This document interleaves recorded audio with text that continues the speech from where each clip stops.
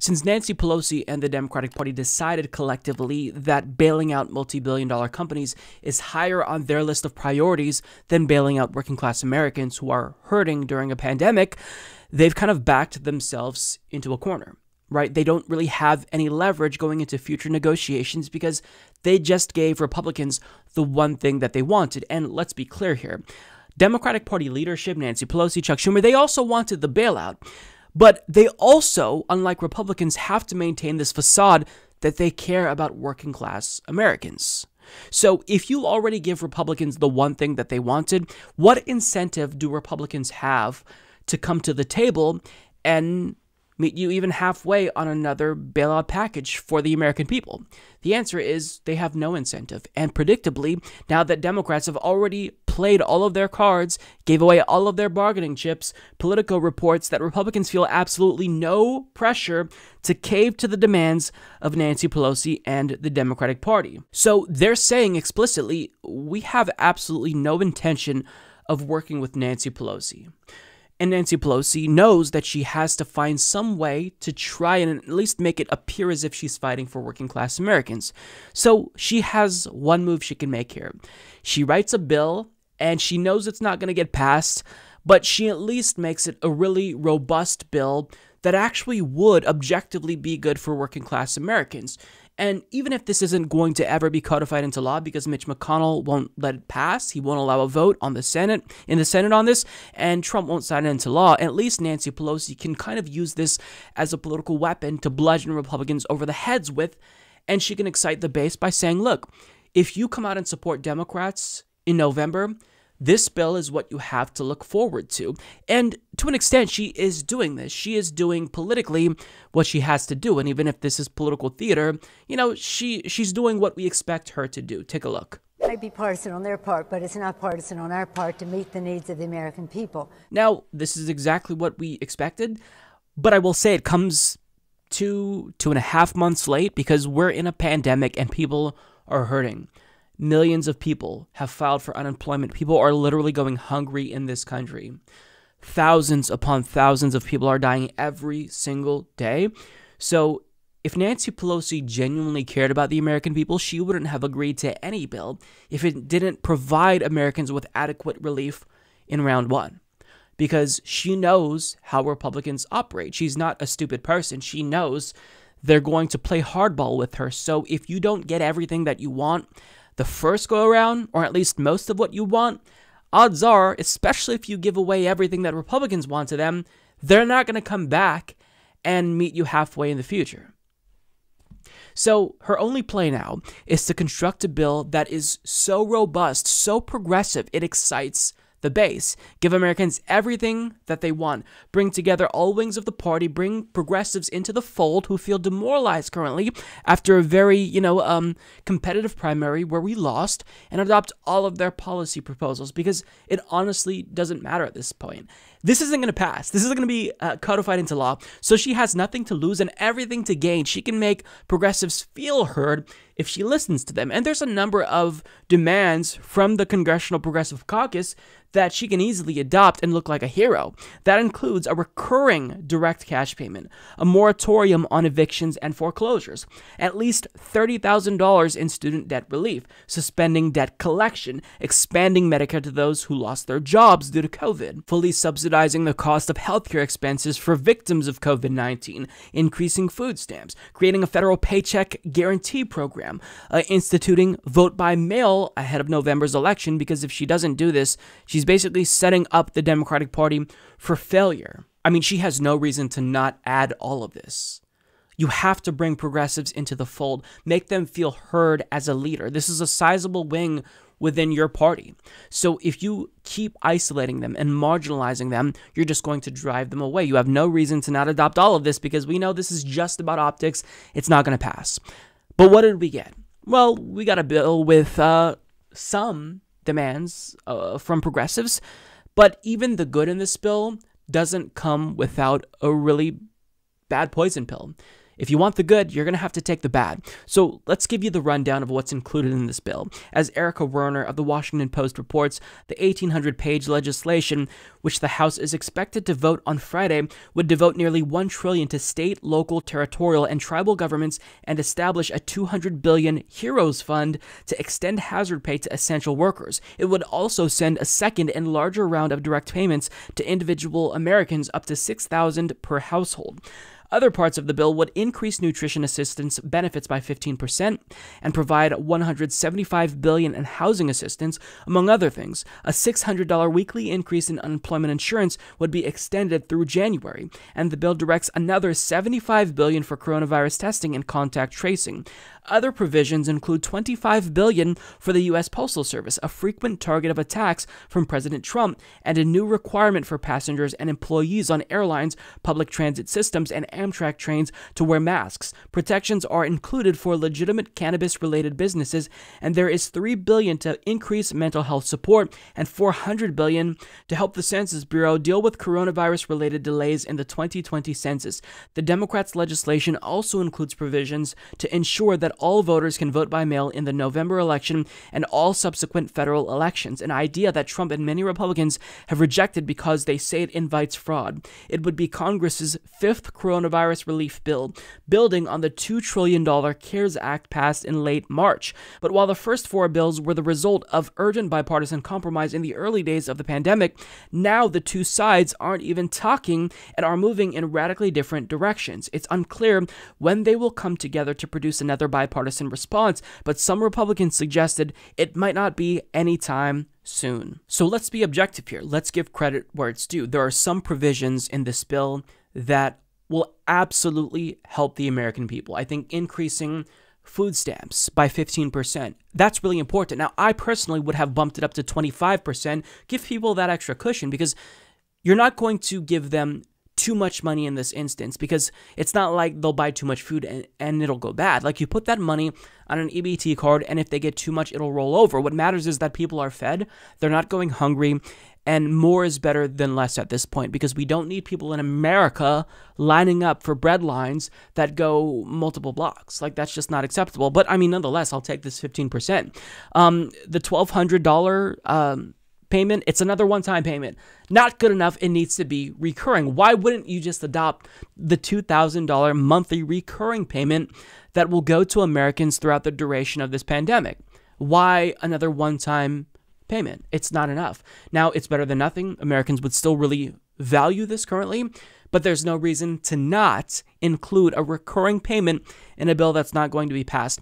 But aside from that, I don't want to be overly critical of the good provisions, because there's some really important measures here. Vote by mail, crucial if Democrats want to win in November and going forward, because that will increase turnout. On top of that, increasing the amount of tests for COVID-19. There's some great things in here, but this legislation doesn't come without its really, really awful provisions. For example, first of all, HuffPost's Matt Fuller explains that there's a provision that is a brazen giveaway to the richest 1% of Americans. We're talking about Nancy Pelosi's relentless pursuit to roll back the SALT tax cap. It's just a brazen giveaway to the wealthiest Americans. I don't know why she's so hellbent on doing this. This is a bill about optics, let me remind you. Nonetheless, she had to include that in this bill for no reason other than to just kind of give a wink and a nod to her donors, who bankroll her campaign. I don't know. On top of that, this headline from The Intercept's Akilah Lacey and John Walker, I think, really says it all. HEROES Act delivers a win to the health insurance industry. The HEROES Act, the new coronavirus relief bill introduced by House Democrats on Tuesday, includes protections for employer-sponsored insurance plans, which the healthcare industry has been lobbying Congress on for weeks. The proposed legislation includes subsidies for continued coverage for furloughed workers and people using COBRA, a continuing health coverage plan for those who have lost work, even if they don't pay their premiums. The bill also creates avenues for premium assistance for certain categories of of people who want to pay those premiums anyway, and would open a special insurance enrollment period a week from the date it's enacted into law. It also provides 9 months of premium payments to health insurance plan administrators who don't receive them during the ongoing pandemic. The push to protect health insurance premiums comes as some healthcare companies like United Health, Humana, and Cigna have reported profits during the pandemic amid record high unemployment levels and have boasted that they don't expect to take a financial hit. Vermont Senator Bernie Sanders wrote an op-ed on April 28th criticizing Democrats' push to subsidize COBRA. Quote, subsidizing COBRA, as they have suggested, would be both expensive and ineffective. Not only would health insurance corporations make massive profits off the plan, profits that come at the cost of the American taxpayer, but it would still leave tens of millions uninsured or underinsured, he wrote. Expanding COBRA during the pandemic would do nothing to cover those who already lacked insurance, he added, noting that the program's subsidies for premiums would not provide relief for low-income workers who still have to pay high deductibles. So let me remind you that in a bill that will not get passed, in a bill that's just about optics to excite the base, you're throwing red meat to the base, Nancy Pelosi and Democrats still have to provide some giveaways to their donors in the health industry. They already know that you're fighting for them, Nancy Pelosi.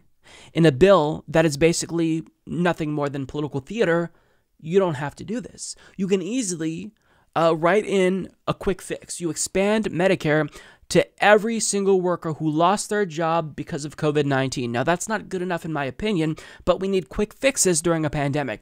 Expanding Medicare would show people who are recently unemployed that the Democratic Party is fighting for them. But you couldn't even do that in a bill about optics. Embarrassing.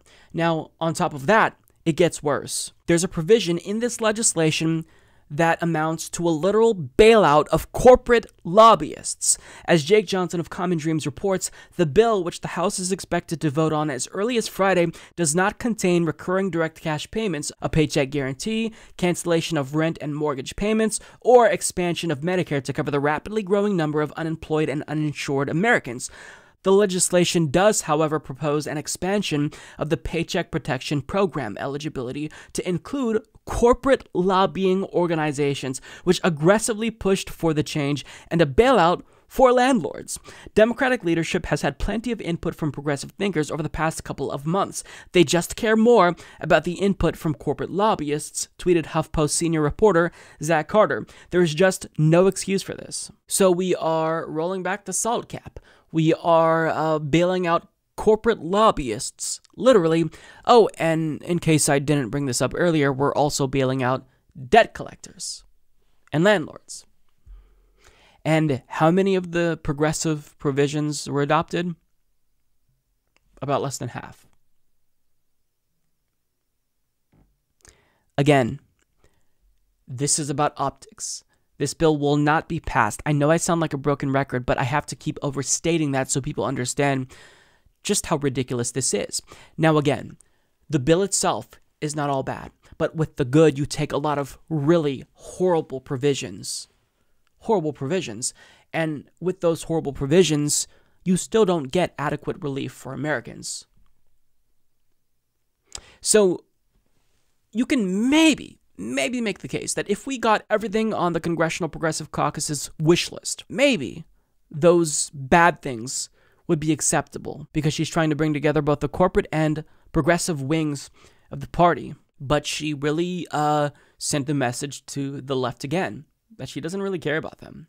Now, Nancy Pelosi was actually challenged by Representative Pramila Jayapal, and she sounded off about this on Twitter, explaining why this bill is weak. Like, it's not awful, it's not 100% bad, but it's still not adequate. It still doesn't go far enough when people are hurting, and we have to think big.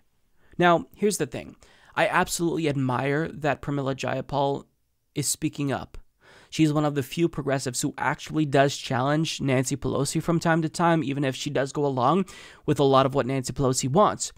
But she just tweeted this out. If I'm Pramila Jayapal, I'm not just going to tweet this out. I'm going to call up MSNBC. I'm going to go on CNN. I'm going to drag Nancy Pelosi for this. Because even if there are some good things, some more crumbs for the peasants, it doesn't go far enough. So don't let Nancy Pelosi hide behind some of the good things that are in this bill to push for her pro-corporate agenda, where she literally bails out corporate lobbyists. You can't let her do that. You can't let her monopolize discourse surrounding the HEROES Act. You've got to name her and shame her explicitly. And I get that that's really going to be awkward for you because she's your colleague, she's your boss. But let's be real here. Progressives have really got to start fighting fire with fire, playing hardball, because you are a sizable enough caucus now to where you actually have some leverage. You just got to use it. Like Ro Khanna, AOC, Pramila Jayapal, even Katie Porter, who's more of a Warren Democrat. These individuals, they have leverage. They have to use it. They've got to fight fire with fire and play hardball and not be afraid to call out leadership. Like, I admire her for calling out Nancy Pelosi through Twitter. But let's be real, that's not enough. Like, look at what the Freedom Caucus was able to accomplish. They're a minority within the Republican Party, but they absolutely never hesitated to give the Republican Party establishment and leadership specifically hell. They would hold up any legislation that didn't meet their criteria, and they were successful in shifting the Overton window to the right and the aggregate Republican Party further and further to the right. So if you don't adopt some of the political strategy that we saw from the Freedom Caucus, knowing that you have a pretty sizable caucus yourself, you're not going to be successful. I think that, tepidly wording a dismissal of this bill and its weaknesses on Twitter isn't going to suffice. You have to actually whip the votes, get members of the Progressive Congressional Caucus to not vote on this, not support this, not back Nancy Pelosi when she needs you. Because if she knows you're going to be there for her like that, and every time she says jump, you say hi, how high, she's never, ever, ever going to actually take you seriously. She's always going to take you for granted. So, I think that what progressives and the left collectively need to learn from this is that Democrats don't take the left seriously because the left is always there for Democrats when they need them. So what we have to do going forward is withhold votes. Don't vote on Nancy Pelosi's legislation. Don't let her hold committee appointments over your head. Actually fight fire with fire. And if she wants to blast you, go on corporate media. Go on corporate media and blast her back. Corporate media will side with Nancy Pelosi.